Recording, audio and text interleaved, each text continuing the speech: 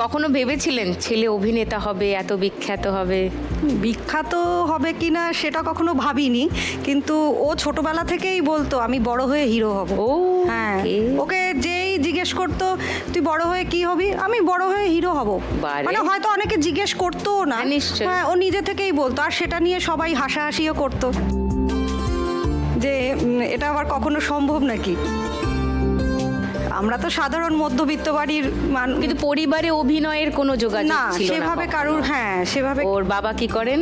আমাদের jewellery. Jewellery, আপনিও সেটার সঙ্গে? হ্যাঁ, আমিও ওখানে যুক্ত আছি। জুয়েলারি ব্যবসা। হ্যাঁ, কতদিন হলো দিব্যজ্যোতি অভিনয়ে আছো? 8 বছর। 8 বছর। 8 বছর। টেলিভিশন দিয়েই শুরু? হ্যাঁ, একদম। আচ্ছা, কি করে প্রথম সুযোগটা হলো? প্রথম আমি অডিশন দিয়েছিলাম, যে অডিশনটা দিয়েছিলাম আমি ভেবেই গেছিলাম যে না, এটা হয়তো নাও হতে পারে, যদি না হয় তাহলে আমি আবার চেষ্টা করব। Back to jewellery business? না, বাট আমি আবার চেষ্টা করব। আমাকে তখন আমার বন্ধুরা বলেছিল যদি তুই এই প্রফেশনে কিছু করতে না পারিস, যদি তুই অভিনেতা না হতে পারিস, তাহলে তুই কি করবি? আমি বললাম তাহলে আমি আবার অভিনেতা হওয়ার চেষ্টা করব। লাভলি।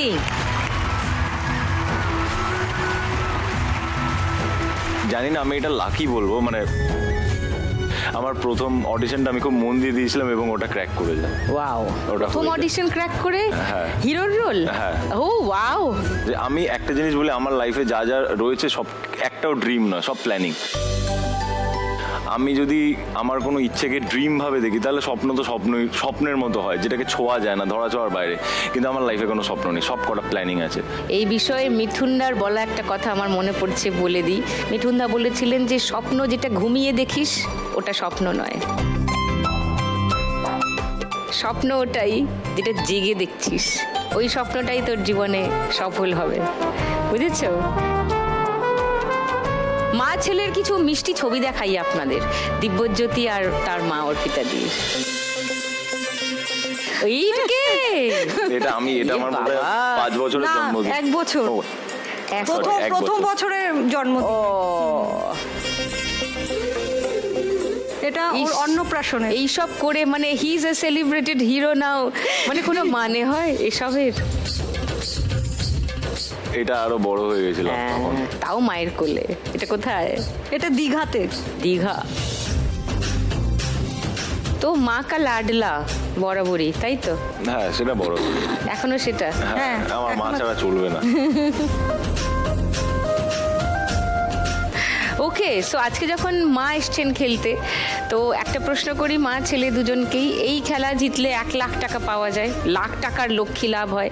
সেই লক্ষ্মী লাভটা হলে কি প্ল্যান আছে? সেই টাকাটা নিয়ে কি করার প্ল্যান আছে? আমার মনে হয় যে আমি আর মা খেলছি, তো 50% মায়ের, 50% আমার।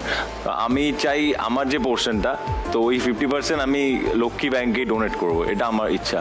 Thank you. আর বাকি 50% অর্পিতা দি? বাকি 50% ভেবেছি আমি 25% আমি এখানেই ডোনেট করে যাব যাদের প্রয়োজন, আর বাকি 25% আমি নিজের জন্য আর কি বাড়িতে আমি ওটা নিয়ে যেতে চাই, কিছুটা ইনভেস্ট করতে চাই, এবং ওখানেও কিছু নিডি পার্সন আছে যাদেরকে আমি ডোনেট করতে চাই।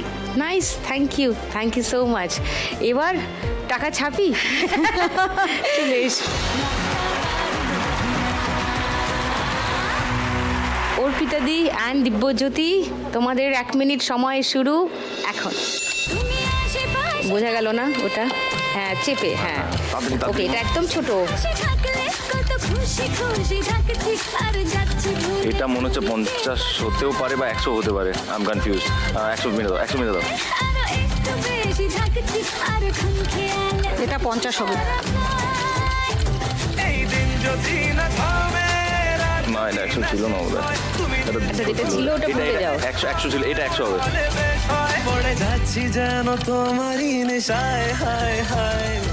এটাও 200 মেরে দাও, একই রকম সাইজ। কত দিকে বাবা? 100 না, এটা 100 না, 1 মিনিট চলে গেছে। 20 দাও, 20 দাও। না, এটা 10 হবে।